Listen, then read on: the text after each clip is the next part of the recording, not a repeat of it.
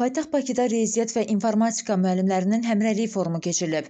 RM nəşriyyatı, Tural Sofiyev Bələdçi Məktəbi, Tural Həsənli Akademi, Azərbaycan Valideyn və Müəllim Assosiasiyası İctimai Birliyi, Təhsil Araşdırmaları Mərkəzi, Türkiyədə Təhsil və Təlim Mərkəzi, Kristal TV, Cığır Mənəvi Dəyərlərin İnkişafına Dəstək İctimai Birliyi, İntellekt Akademi və ölkənin ən böyük təhsil platforması olan Təhsil Forumunun təşkilatçılığı ilə keçirilən forum spikerlərin təhsillə bağlı vacib çıxışları ilə yadda qalıb.